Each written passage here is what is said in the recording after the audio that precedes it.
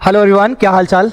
नवंबर 23 attempt की बारी है। अब मई 23 अटेम्प्ट में बहुत सारे स्टूडेंट्स के मार्क्स 58, 59, मैं एफआर की बात करूं तो 58, 59 बहुत सारे बच्चे एग्जामिशन से रह गए।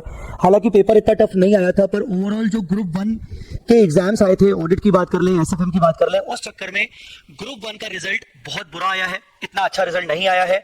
एफआर जैसे सब्जेक्ट में जहां पेपर अच्छा पेपर आया था, मार्क्स बहुत अच्छे आ सकते थे, उसमें भी मैंने देखा कि बहुत सारे स्टूडेंट्स के मार्क्स एग्जामिशन तक भी नहीं जा पाए हैं और ये चीज को लेकर बहुत सारे स्टूडेंट्स वरीड हैं कि अब क्या होगा। बच्चों, मैं ये वीडियो स्पेशली नवंबर 23 की गाइडेंस के लिए बना रहा हूं। अब ये वीडियो वो स्टूडेंट्स भी देख सकते हैं जिनका मई 23 अटेम्प्ट में नहीं हो पाया अनफॉर्चुनेटली, और नवंबर 23 दे आर प्रिपेयरिंग। और ये वीडियो वो नवंबर 23 के स्टूडेंट्स देख सकते हैं जो कि पहली बार नवंबर 23 में अटेम्प्ट करने वाले हैं। ये दोनों स्टूडेंट्स के लिए ये वीडियो बहुत जरूरी है। चाहे ये वीडियो जो भी बच्चे देख रहे हैं उसमें चाहे मेरे स्टूडेंट्स हैं चाहे मेरे स्टूडेंट्स नहीं है। मैं सबसे पहले तो आपको बता दूं, एक डिटेल्ड प्लानर मैं बना रहा हूं पर्सनली, और वो डिटेल्ड प्लानर में 2 से 3 दिन के अंदर आपको रिलीज कर दूंगा मेरे अपने टेलीग्राम चैनल पे। मेरे टेलीग्राम चैनल को आप जरूर ज्वाइन करना, आपको डिस्क्रिप्शन में लिंक मिल जाएगा। डिटेल प्लानर जो होगा वो ये मान लीजिए कि 2 बार रिवीजन के हिसाब से होगा, क्योंकि अपने पास अभी जितना भी टाइम बचा है उसके हिसाब से हम एफआर का 2 बार रिवीजन कर सकते हैं। अब ये डिटेल्ड प्लानर के अलावा अभी इस वीडियो में मैं एक शॉर्ट टर्म मतलब एक बहुत ही शॉर्ट में आपके साथ एक प्लान डिस्कस कर रहा हूं, और इसी का डिटेल्ड प्लानर मैं आपके साथ डिस्कस करूंगा अलग से एक वीडियो पे। अभी हमारे पास क्या एक मोटा मोटी हो जाना चाहिए ताकि आपका पढ़ाई शुरू हो जाए। एक मोटा मोटी गाइडेंस मैं आपको अभी प्रोवाइड कर देता हूं। सबसे पहले आप सब जानते हो कि हमारे पास 110 दिन के आसपास हमारे पास अभी एग्जाम में बचे हैं। हालांकि अभी ज्यादा बचे हैं जिस दिन मैं वीडियो रिकॉर्ड कर रहा हूं, बट मैं 110 दिन या 100 दिन के आसपास का मान के चल रहा हूं। हो सकता है ये वीडियो बाद में कुछ बच्चे देखें। अब हमारे पास डेज तो सफिशिएंट है देखा जाए, स्पेशली उन बच्चों के पास जो कि सिर्फ एक ही ग्रुप प्लान कर रहे हैं। हालांकि दोनों ग्रुप वाले बच्चे भी अगर प्लान कर रहे हैं तो मैं मानता हूं कि एफआर उन्होंने अभी तक तो क्लासेस ऑलरेडी ले ली होंगी, या अगर नहीं भी ली होंगी तो वो शॉर्ट टर्म क्लासेस का सोच रहे होंगे। तो इन 100 दिनों के हिसाब से हमें क्या करना चाहिए? अभी एटलीस्ट फर्स्ट रिवीजन के लिए तो हमें 10 दिन अलॉट करने हैं। मैं ये नहीं कह रहा हूं कि हमें सिर्फ एक ही बार रिवीजन करना है, पर मैं आपको बोल रहा हूं कि ना कभी कभार ये बहुत जरूरी हो जाता है शॉर्ट टर्म स्टेप्स लेना। आप पूरे 4 महीने का प्लान बनाओ, इससे बेटर है कि अभी फिलहाल एटलीस्ट इमीडिएट बेसिस पे हमें क्या करना चाहिए वो सोचना पहले जरूरी है, पहले रिक्वायर्ड है। तो जैसा कि मैंने आपको बोला कि मैं आपके सामने डिटेल्ड प्लानर तो रखूंगा, बट अभी एटलीस्ट आप ये मान के चलिए कि आप जो भी अपना प्लान खुद बना भी रहे होंगे, क्योंकि बहुत सारे बच्चे मैच्योर हैं, वो अपना खुद प्लान करना जानते हैं, तो उनको मेरा रिकमेंडेशन रहेगा कि आप 10 दिन निकालिए। सबसे पहले तो आप 10 दिन एफआर के लिए निकालिए। अब आप 10 दिन कैसे निकाल सकते हो? पूरे दिन भर में आप सिर्फ एफआर पढ़ सकते हो। 10 दिन के अंदर अगर आप एफआर पढ़ोगे तो मैं मान के चल रहा हूं कि दिन भर में आप 10 से 12 घंटे पढ़ोगे ही पढ़ोगे। अगर आप दिन में 2 सब्जेक्ट कर रहे हो तो फिर आपके 20 दिन हो जाएंगे, पर 20 दिन में आपके 2 सब्जेक्ट्स रेडी हो जाएंगे। तो आपको 10 दिन एफआर को देने हैं considering 10 to 12 hours in a day, जिससे आप 100 से 120 आवर्स में आराम से एफआर कंप्लीट कर लोगे। मैं जो डिटेल प्लानर लाऊंगा मैं उसमें यह बताऊंगा आपको कि हर टॉपिक को आपको कितने कितने घंटे देने हैं, और हर टॉपिक में से आपको मिनिमम कौन कौन से और कितने कितने क्वेश्चंस करने, कौन कौन से वो भी बताऊंगा। अब बात करते हैं lots of question practice must. अब ये तो आप सब आपको समझ में आ गया होगा अगर आपका रिजल्ट आया है कि यार कुछ भी कर लो, एफआर एक ऐसा सब्जेक्ट है जहां पर आपको बहुत सारे क्वेश्चंस की प्रैक्टिस करके जानी है। अगर आपको लगता है कि आपके कॉन्सेप्ट्स क्लियर हैं, तो कॉन्सेप्ट्स क्लियर होने से अपना पेपर हम क्लियर हो जाएंगे, ये बहुत ही मुश्किल है। कॉन्सेप्ट्स हमारे कितने भी क्लियर हो, हमारे पास बहुत ज्यादा क्वेश्चंस की प्रैक्टिस हमें चाहिए, क्योंकि एफआर बहुत बड़ा सब्जेक्ट है और उसमें बहुत सारे क्वेश्चंस है। यू वोंट बिलीव, अगर आप पूरे आईसीआई मटेरियल को मिला दो, आरटीपी एमटीपी पास एग्जाम पेपर्स को मिला दो, तो कुल मिला के आपके पास 1200 प्लस क्वेश्चंस होते हैं। तो आपको यह समझना पड़ेगा कि इन 10 दिनों में जो आपको जितने भी 100 to 120 आवर्स आपको निकालने हैं एफआर के लिए फर्स्ट टाइम, उसमें आपको क्वेश्चंस की प्रैक्टिस करनी पड़ेगी, बहुत सारी प्रैक्टिस करनी पड़ेगी। आपके कॉन्सेप्ट्स कितने भी स्ट्रांग हो, पर आपको प्रैक्टिस करनी पड़ेगी। दूसरी चीज, अगर अभी तक आप सिलेक्टिव बेसिस पे पढ़ाई करते थे कि 2-4 चैप्टर छोड़ के जाओ तो चलता है, 2-3 चैप्टर छोड़ दे तो चलता है, अब वो सिलेक्टिव बेसिस पे पढ़ाई नहीं हो पाएगी। आपको ये समझना पड़ेगा। इवन मई 23 एग्जाम को अगर आप देख लो तो आपको समझ में आ गया होगा कि यार ये लोग तो ना कहीं से भी पूछ रहे हैं। इंडेस 108 जैसा टॉपिक में से उन्होंने इतना बड़ा क्वेश्चन पूछ लिया 15-16 मार्क्स का। अगर आप देखो मई 23 अटेम्प्ट में उन्होंने थियोरेटिकल या केस स्टडी रिलेटेड जो उन्होंने पेपर निकाला था वो 30 मार्क्स के अप्रोक्स का निकाला था। तो आपको कोई सिंगल टॉपिक छोड़ना ही नहीं है, भले वो कितना भी कम से कम आया हो एग्जाम में, पर आपको नहीं छोड़ना है। सीएसआर हो, इंटीग्रेटेड रिपोर्टिंग हो, तो कोई भी इंडेस 24 तक क्यों ना हो, तो आपको कुछ भी नहीं छोड़ना है। इंडेस 37, इंडेस 24 कुछ भी नहीं छोड़ना है आपको। अब आप बोलोगे कि सर आपने तो बोल दिया कुछ नहीं छोड़ना है, ये आपके लिए बोलना आसान है। बेटा देखो सुनो, आप ध्यान से पूरे फाइनेंशियल रिपोर्टिंग को समझो। फाइनेंशियल रिपोर्टिंग को अगर आप कैटेगरी वाइज डिवाइड करोगे तो आप उसकी 4 कैटेगरी निकाल पाओगे। पहला कैटेगरी कंसोलिडेशन और फाइनेंशियल इंस्ट्रूमेंट, जिसमें से 40 मार्क्स आता ही आता है। मतलब एक आध क्वेश्चन इससे आएगा, 2-3 क्वेश्चन, 2 क्वेश्चन तो मिनिमम आएंगे ही आएंगे फाइनेंशियल इंस्ट्रूमेंट से, कुल मिला के 40 मार्क्स आता है। दूसरी कैटेगरी आपकी स्पेशल इंडेक्स कैटेगरी, जैसे कि हो गया आपका इंडेक्स 12, इंडेक्स 21, इंडेक्स 20, इंडेक्स 33, ठीक है ना, फेयर वैल्यू, ठीक है ना, स्पेशल 102, स्पेशल इंडेक्स कैटेगरी, लगभग 20 मार्क्स इसमें से आता है।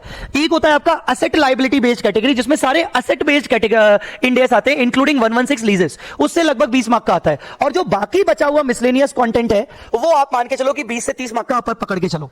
अब मैं आपको बोलूंगा पर्सनली, जो मैं डिटेल प्लानर बना रहा हूं उसमें भी मैं आपको बता दूंगा, पर जो मैं पर्सनली आपको रिकमेंड करूंगा कि अगर आप ये सोच रहे हो कि आपको जो सबसे टफ लगता है कंसोलिडेशन, फाइनेंशियल इंस्ट्रूमेंट, वहीं से शुरू करें, तो आप बहुत बड़ी गलती कर रहे हो। आप वहां से शुरू करो जहां से आपका कॉन्फिडेंस सबसे जल्दी बूस्ट होगा, जैसे असेट बेस्ड इंडेक्स, जैसे कि स्पेशल इंडेक्स। मैं मानता हूं कि मिसलेनियस टॉपिक करने का मन नहीं करता है, पर एक बार करके खत्म करो, एक बार कंप्लीट करके खत्म कर दो, ठीक है ना। अगर आपके पास मेरा चार्ट बुक है तो चार्ट बुक पे से जल्दी जल्दी हो जाएगा, फिर बस आपको प्रैक्टिस ही तो करनी है, ठीक है। तो मैं आपको बोलूंगा कि कंसोलिडेशन, फाइनेंशियल इंस्ट्रूमेंट थोड़ा सा बाद में उठाओ और पहले आप असेट लायबिलिटी बेस्ड और स्पेशल इंडेक्स बेस्ड कंप्लीट करो, और एटलीस्ट मिसलेनियस टॉपिक एक बार खत्म करके नक्की करो। बार बार आपके मन में आता होगा यार मैं उठाऊंगा, बट वो हो नहीं पाता है, ठीक है ना। तो आपको ये सब करना पड़ेगा। पहली बात तो अभी मैंने आपको कैटेगरी बता दी, आपको मैंने ये बता दिया कि आपको सिंगल टॉपिक कोई भी नहीं छोड़ना है, आपको मैंने ये बता दिया कि एफआर जो है वो बहुत सारी प्रैक्टिस मांगता है। अब आपको क्या करना है, अब आपको क्या वीडियो लेक्चर्स लेना चाहिए या बिना वीडियो लेक्चर्स के भी आपका काम हो जाएगा। तो मैं आपको बता दूं, अगर आपको ऐसा लगता है कि आपके कॉन्सेप्ट्स क्लियर हैं तो बिल्कुल भी आपको वीडियो लेक्चर्स की रिक्वायरमेंट नहीं होनी चाहिए। बस आपको अगर रिक्वायरमेंट होनी चाहिए तो आपको रिक्वायरमेंट होनी चाहिए सिर्फ और सिर्फ प्रैक्टिस करने के लिए प्रॉपर एक मटेरियल की। तो मैं आपको बता दूं कि हमारा एक मटेरियल है एफआर का क्यूआर कोड क्वेश्चन बैंक। अब इस बार मैं इसमें क्यूआर कोड वर्ड यूज कर रहा हूं, ये कोई नॉर्मल मटेरियल नहीं है। आपने कई बार क्वेश्चन बैंक सुना होगा, एफआर में ही अलग अलग टीचर्स का क्वेश्चन बैंक सुना होगा, पर आपने ये वाला क्वेश्चन बैंक पहले कभी नहीं देखा होगा, क्योंकि इस क्वेश्चन बैंक में आपको क्वेश्चंस के बगल में क्यूआर कोड मिलेगा। मतलब खरीदनी आपको सिर्फ बुक है, पर ये जो किताब होगी ये किताब बोलेगी भी। कैसे बोलेगी? आप मान लो प्रैक्टिस कर रहे हो, क्वेश्चंस की वन बाय वन प्रैक्टिस कर रहे हो, आप किसी क्वेश्चन में अटक गए, अब आपको क्या करना चाहिए?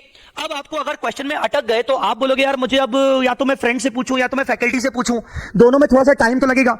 अगर उस क्वेश्चन के बगल में आपको मैंने क्यूआर कोड दे दूं और आप उसको स्कैन करो और उसी टाइम पर स्कैन करते साथ ही मैं वही उसी क्वेश्चन को डिस्कस करता हुआ पाया गया आपको, तो वहीं के वहीं आपका पूरा क्वेश्चन मेरे द्वारा सॉल्व कर लिया जाएगा और आपको कोई डाउट नहीं होगा।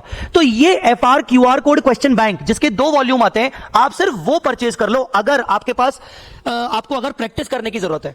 वैसे तो आपके पास हो सकता है क्वेश्चन बैंक ऑलरेडी होगा, ठीक है ना, मैं ये नहीं बोल रहा हूं कि आपके पास कोई क्वेश्चन बैंक नहीं होगा, बट ये क्वेश्चन बैंक बहुत डिफरेंट है। Let me show you this question bank looks like this. पहली बात तो इस क्वेश्चन बैंक के अंदर मैंने हर टॉपिक में इस टाइप की कैटेगरी बना दी है। कैटेगरी बनाने से होगा क्या कि अब हर इंडेक्स के अंदर जो डिफरेंट कैटेगरीज के क्वेश्चन है वो आपको सीरीज वाइज दिख जाएंगे इकट्ठे एक जगह पर। जैसे लीज मॉडिफिकेशन आपको पता है बहुत इंपॉर्टेंट है, ठीक है ना, लेसी की बुक्स का। सब लीज इंपॉर्टेंट है, sale and lease back important है, उसके सारे क्वेश्चन एक जगह पर मिल जाएंगे आपको सीरीज वाइज, आपको ढूंढने की जरूरत नहीं पड़ेगी। अब वो चाहे आरटीपी के क्वेश्चन हो, एमटीपी के क्वेश्चन हो, पास्ट एग्जाम के क्वेश्चन हो या स्टडी मॉड्यूल के क्वेश्चन हो, आपको एक जगह पर मिल जाएंगे। दूसरी चीज जो मैं क्यूआर कोड की बात कर रहा हूं, इस टाइप का क्यूआर कोड आपको मिलेगा और ऐसा मैक्सिमम एग्जाम ओरिएंटेड क्वेश्चंस के लिए आपको मिलेगा। मैं ये नहीं कह रहा हूं कि 100% क्वेश्चंस के बगल में मैंने ये क्यूआर कोड डाला है, पर मैं ये जरूर कह रहा हूं कि मैंने लगभग 70% क्वेश्चंस के बगल में ये क्यूआर कोड डाला है और उसमें मैक्सिमम एग्जाम ओरिएंटेड क्वेश्चंस हैं। तो इससे क्या होगा कि आप मान लो कोई क्वेश्चन कर रहे हो, आपको किसी उस क्वेश्चन में डाउट है, अब आप डाउट के लिए अटक गए, अब एग्जाम टाइम में भी आपको ये क्यूआर कोड काम आएगा। तो आपने इमीडिएटली स्कैन किया और आपके सामने मेरा एक वीडियो आ जाएगा और इसी क्वेश्चन को, जो क्वेश्चन के ऊपर स्कैन करोगे उसी क्वेश्चन का डिस्कशन मेरा वीडियो ओपन हो जाएगा। आप उसमें स्पीड एडजस्ट कर सकते हो और इसका अनलिमिटेड एक्सेस है, आपको एग्जाम टाइम तक काम आएगा। तो मैं आपको इस वजह से कह रहा था कि आप अगर आपके कंसेप्ट क्लियर है तो आप सिर्फ किताब परचेज करिए और ये क्यूआर कोड वाली बुक आप परचेज कर सकते हो, ठीक है। अब यहां पर कुछ बच्चे ऐसे होंगे जो बोलेंगे कि सर हमारे पास आपकी ही क्वेश्चन बैंक है पर वर्जन 4 है या वर्जन 3 है, ये जो मेरी क्यूआर कोड है ये वर्जन 5 है, मैं बता दूं 5.0। तो जो बच्चों के पास वर्जन 4.0 है उसमें क्यूआर कोड नहीं है पर ये कैटेगरी वाइज अलॉटेड है, तो वो बच्चों को मैं बोलना चाहूंगा कि भाई आप ये डिसाइड करो कि आपको क्यूआर कोड की नीड है क्या।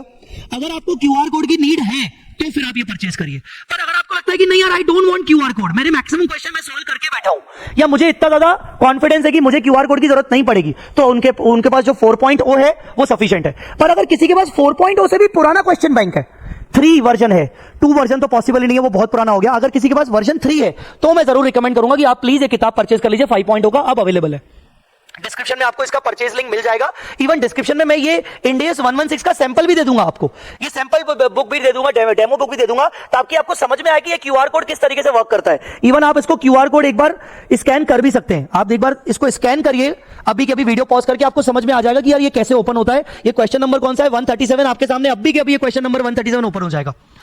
अब बात करते हैं कि सर मेरे कॉन्सेप्ट्स तो क्लियर है, पर सर मुझे ना ऐसा लगता है कि एक बार लेक्चर्स के साथ साथ मैं अपना रिवीजन निपटा लूं। कॉन्सेप्ट क्लियर है, पर मुझे ना एक अच्छा खासा एक फास्ट ट्रैक रिवीजन चाहिए, डिटेल फास्ट ट्रैक रिवीजन। ऐसा लग रहा है जैसे होता है ना कि मुझे कोई ग्रुप में बच्चा मिल जाए, मैं उसके साथ मिलकर पढ़ूं, तो सर ऐसा कोई मिल जाए मुझे, तो फिर मैं आपको बोलूंगा कि आप मेरा fast track booster batch purchase कर लो। फास्ट ट्रैक बूस्टर बैच बहुत ही नॉमिनल प्राइस पर है, ठीक है ना, 2000 से 3000 के बीच में आपको पड़ जाएगा, ठीक है। अगर आप मेरे स्टूडेंट है तो आपको 2000 में पड़ जाएगा। अगर आपने मेरे पहले कभी क्लासेस नहीं ली तो आपको 3000 या उसके आसपास मिल जाएगा। उसमें मैंने लेक्चर्स के अंदर 90 आवर्स के अंदर मैंने प्रैक्टिस भी करवाई और मैंने कॉन्सेप्ट्स भी करवाए, और उसमें ये क्यूआर कोड वाली किताब भी मैं आप डिसाइड कर चुका हूं, मैं उसमें दे रहा हूं। हालांकि फास्ट ट्रैक बूस्टर जब मैंने रिकॉर्ड किया था तब मेरा वर्जन 5 नहीं था, वर्जन 3 था, तो वो तो मैं आपको पीडीएफ में दूंगा ही दूंगा, प्लस वर्जन 5 ये क्यूआर कोड वाला मैं आपको हार्ड कॉपी दूंगा इस फास्ट ट्रैक बूस्टर के साथ, वो तब अगर आपको रिवीजन मेरे साथ करना है तो, ठीक है ना। अब ये दोनों चीजें मैंने बताई, अगर आपके कंसेप्ट क्लियर हो तो सिर्फ आप क्यूआर कोड क्वेश्चन बैंक ले लो, मैं परचेज लिंक डाल रहा हूं। अब बात करते हैं कि सर हमारे ना कॉन्सेप्ट ही क्लियर नहीं है, या यूं समझे कि अभी तक तो सर नवई 23 तक हम ग्रुप 2 की तैयारी कर रहे थे, हमारा ग्रुप 2 निकल गया या नहीं निकला, अब हम ग्रुप 1 पे तैयारी कर रहे हैं, और ग्रुप 1 में एफआर हमें बहुत टाइम हो गया उठाते हुए, बहुत ज्यादा टाइम हो गया, और हमारे कॉन्सेप्ट भी क्लियर नहीं है, ठीक है ना। अब टाइम भी सफिशिएंट है क्योंकि रिजल्ट तो बहुत सही टाइम पे आया है, हमारे पास अभी भी अच्छा खासा टाइम बचा है, तो फिर ऐसे केस में मैं आपको रिकमेंड करूंगा कि आप मेरा एग्जाम ओरिएंटेड कोर्स लो। एग्जाम ओरिएंटेड कोर्स बिल्कुल ही अपडेटेड रिकॉर्डिंग है। अपडेटेड तो इसका मतलब ये मान लो कि उसके मैंने जितने भी लेक्चर्स रिकॉर्ड किए उनमें से अभी भी मेरे 8-10 लेक्चर रिकॉर्ड करना बचे हुए हैं, ठीक है, और ये पूरी अभी करंट बिल्कुल नई बिल्कुल ताजा रिकॉर्डिंग है, जिसमें 100% सिलेबस कवर किया है। एग्जाम ओरिएंटेड बैच में बच्चों का फीडबैक ये है कि मतलब सर पता ही नहीं चला कि इतने कम समय में इतना हमारा इन डेप्थ अंडरस्टैंडिंग भी हो गया।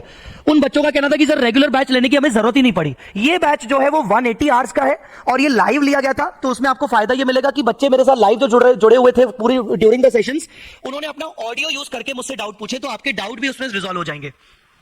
इस बैच के अंदर मैंने 700 क्वेश्चन सॉल्व किए हैं क्लास के अंदर, और वो भी यही मैंने क्यूआर कोड क्वेश्चन बैंक ही में दे रहा हूं इसके अंदर भी, तो 700 से ज्यादा क्वेश्चंस मैंने क्लास में ही सॉल्व किए हैं। दूसरी बात करें लाइव डाउट सेशंस, जो मैं आपको बता रहा था कि क्लास के अंदर ही बच्चे मेरे साथ लाइव जुड़े होते थे, वो अपना ऑडियो यूज करते थे, तो ऑडियो के कारण क्या होता था ना, वो अपने डाउट्स वहीं के वहीं निपटा लेते थे, जिससे ऑनलाइन डाउनलोड वाले बच्चों को फायदा होता है कि उनके डाउट भी रिजॉल्व हो जाते हैं। और ऑनलाइन डाउनलोड वाले बच्चों को ये लगता है कि अरे यार मजा आ गया, मतलब ऐसा लग रहा है कि लेक्चर देखते वक्त कि कोई और भी हमारे साथ बैठा हुआ है, क्योंकि उसकी आवाज आती है, आवाज अननेसेसरी नहीं आती, सिर्फ लाइव डाउट जब भी मैं उनसे कुछ बात करता हूं तब आती है। बुक्स की बात करें तो उसमें आपको कॉन्सेप्ट बुक मिलेंगे मेरे 2 वॉल्यूम। कॉन्सेप्ट बुक इतने शानदार प्यारे बनाए गए कि हर एक कॉन्सेप्ट को एक्सप्लेन करने के साथ साथ उसका कॉन्सेप्ट बिल्डर एग्जांपल मैंने साथ साथ डाला हुआ है। तो कॉन्सेप्ट बिल्डर एग्जांपल ही हमने कम से कम 150 एग्जांपल्स ही हमने कॉन्सेप्ट बिल्डर एग्जांपल बड़े लेवल के सॉल्व किए। क्यूआर कोड क्वेश्चन बैंक तो आपको मिलेगा ही मिलेगा, ठीक है। इसके अलावा आपको चार्ट बुक मिलेगा क्योंकि क्यूमुलेटिव रिवीजन आपको करनी है साथ साथ मेरे, और उसके बाद जो मैंने क्लास में जितने भी नोट्स लिखवाए वो पूरे नोट्स का मैं सॉफ्ट कॉपी भी आपको इसमें दे रहा हूं। Considering this November 23 is the last attempt for old scheme, और मैं कहीं ना कहीं कनेक्टेड हूं सभी स्टूडेंट से, और यार स्टूडेंट्स ने ही मुझे आगे बढ़ाया है, तो मैं ये डिसाइड कर रहा हूं कि मैं आपको इसमें पूरा एग्जैक्ट मैं आपको बताऊं तो हमारा जो ये बैच था अभी तक 8000 9000 की रेंज में सेल होता था, but considering November 23 is the last attempt, मैं यहां पर आपको फ्लैट 4000 का डिस्काउंट करके ये बैच मैं आपको सेल कर रहा हूं 4999 इंक्लूडिंग बुक्स में, और इसमें आपको क्यूआर कोड वाली बुक मिलेगी। तो ये बैच उन बच्चों के लिए फेवरेबल रहेगा जिनका कॉन्फिडेंस नहीं है एफआर में, या जिनका एफआर बहुत पहले किया था बट अभी उनको कुछ भी याद नहीं है, ठीक है, और उनको अच्छे से करना है। तो मैं आपको बोलूंगा कि 180 आवर्स में आपका पूरा अच्छे से कोर्स हो जाएगा, ठीक है। नंबर ऑफ लेक्चर्स देखिए कोल मिला के मैंने आपको 180 आवर्स बताए, इसमें नंबर ऑफ लेक्चर्स आप मत जाइएगा क्योंकि कुछ लेक्चर्स बहुत छोटे हैं, 1-1 घंटे 1.25 घंटे के, और कुछ लेक्चर्स 2-2 2.5 घंटे के हैं। मेरे लेक्चर कोई भी 2.5 घंटे से ऊपर आपको नहीं मिलेंगे, आमतौर पर 2 से 2.5 घंटे के लेक्चर्स हैं, तो ओवरऑल आवर्स आपके 180 आवर्स है, तो आप ये कर सकते हो। अब आई होप आपको ये पूरी चीजें क्लियर हो गई होंगी, बट मैं फिर भी आपको बोलूंगा कि आपके पास अच्छा खासा टाइम सफिशिएंट है, आप 10 दिन अलॉट करिए।